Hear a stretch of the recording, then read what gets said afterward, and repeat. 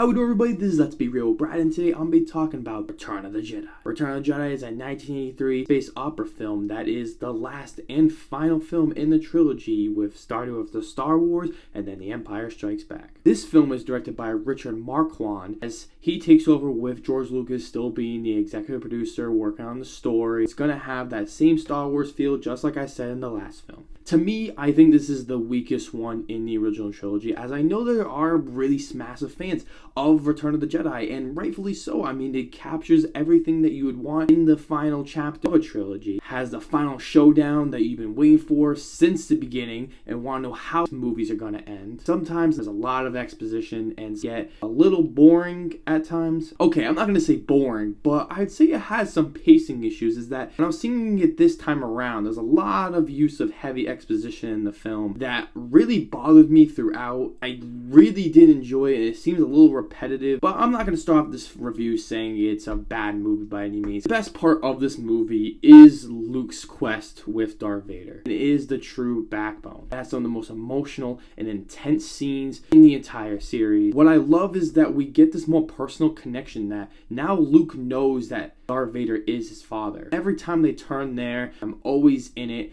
and I just want to see what's going to happen next. The aspect of the film I like is the opening with Jabba's palace. It does have some pacing issues and go on for a little bit too long, but I love the look and design of it, as we've always heard about Jabba, but we never gotten a true experience of what he actually looks like. And no 2011 special edition where we throw Jabba in A New Hope. No, we don't know what Jabba looks like. We're going to keep it at that. I love how disgusting the place looks. Just a bunch of just different creatures working around and a bunch of just random songs. That the special edition did ruin parts of this scene, but I'm glad I watched the original, as I probably have never seen the Return of the Jedi original edition, because some of the stuff I just did not remember at all. But once things get going, we have really fun and intense action scenes that are just super cool, and there are some of my favorites that I would play over and over again as a kid, especially when Luke gets his lightsaber and you see it's green and you just go crazy. You're just like, oh my god, it's taking people out, and you just want to get the crew all back together. We can't go on this review without talking about Princess Leia in her slave costume. Yeah, I don't know. I'm not really huge on it. It seems a little unnecessary, to be honest. Maybe to sell toys, if they sell toys of this. I don't know what they did back in the 80s. I don't want to really talk too much about it. I'm pretty neutral. Doesn't really excite me or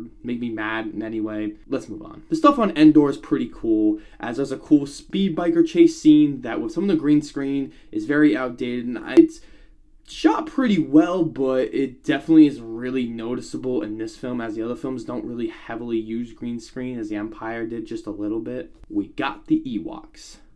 Oh boy. I hate the Ewoks. I absolutely loathe these things because they make no sense. They're just a bunch of dumb teddy bears that are supposed to take out stormtroopers. You're telling me they have these armored suits and they're throwing rocks and they're throwing stones at them and they're just gonna knock them over and take them down. Like, come on. It's just a little silly, and you know why they're in here. You want me to tell you why they're in here if you don't know?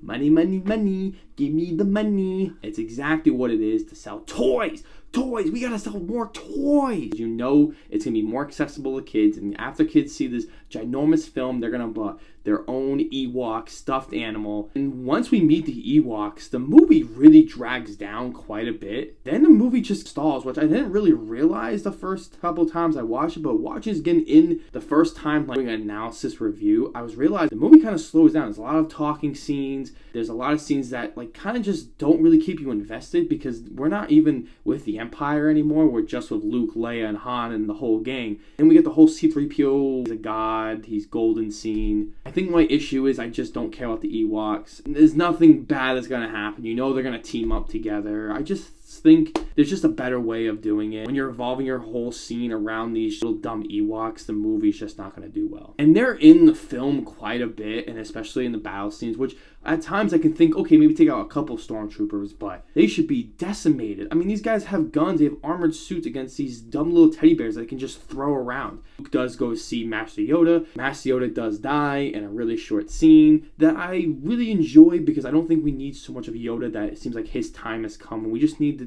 get one more time of Yoda. Sure, I would have loved the longer scene having Yoda. It's understandable that Yoda, how Luke Skywalker is the last Jedi left. He reveals to Luke that there is another Skywalker. So what I think is so interesting is now we have this cool little twist of who's the one that has the Force. Turns out that Leia is his sister and is Force sensitive, and they do have a nice little touching moment later in the film when they meet the Ewoks, and it's such a nice scene that I wish they did a little bit more with, but it was just a nice moment to have with them, and knowing that she must have known all along because she was somewhat Force sensitive. In the film, we finally get the true introduction to the Emperor. We saw a little glimpse of the Emperor in Empire Strikes Back, but now we fully see the Emperor, and he's played fantastically by Ian McDiarmid. He is just so menacing, and I thought Darth Vader was insane. Give me a break. The Emperor is just maniacal and scared, his evil voice. I'm going to try to do impressions. Not going to be good. Yes, feel your anger. Feel the rage and join the dark side of the Force.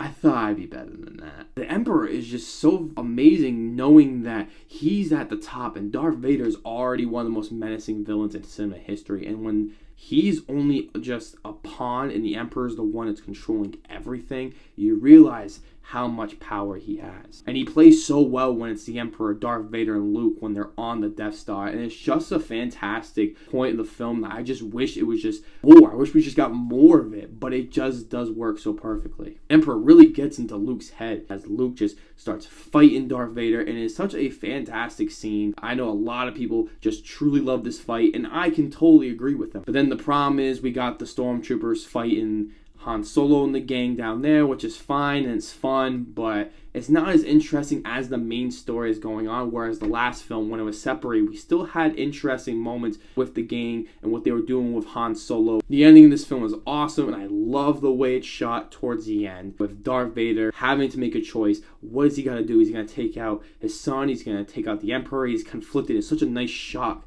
of seeing the Emperor uses insane lightning that we haven't seen before on Luke. And he makes an amazing decision, and you know what happens next. I do love the ending film. It wraps up perfectly. There's no better way to put it. I mean, it does a really awesome job. It just feels like there's parts of the film that just don't work as well story-wise, where I think the other two are very... Well, the first one was a simple, straightforward story that worked, and the second one was more complex, had a lot more subplots, and was just a fantastic story. And this one just feels a little messy, and it feels like it's a little inconsistent at times. Obviously, the technical aspects are great. The cinematography is excellent. Sound design is excellent. I love the production design. Looks awesome, like Endor with all the trees and the grass.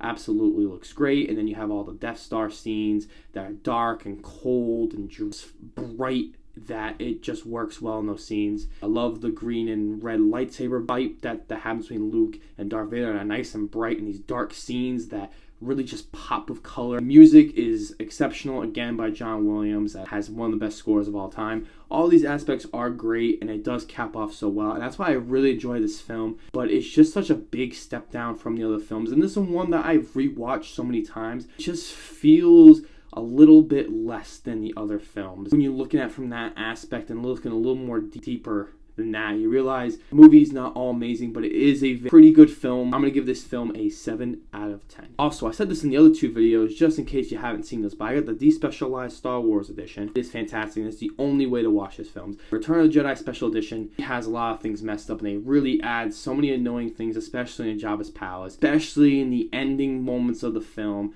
that are just so ridiculously stupid, and it's supposed to connect with episode 3 because that's in the chronological order. So dumb, and it just ruins the whole impact of that whole scene. Let me know down below what is your favorite Star Wars films, and rank them down below in the comment. Please like, share the video, please subscribe if you haven't. That would be gladly appreciated. You guys have been the best, subscribing, liking my videos, and just really supporting me, and I truly appreciate it. So continue to do that, because I don't know where I'd be without you guys. So keep critiquing me, tell me what things that you want, because I want to be here for you guys, and I want to be the best reviewer I can and give you entertainment and quality of views that you guys deserve. If you guys like the video, I'll see you guys in the next one.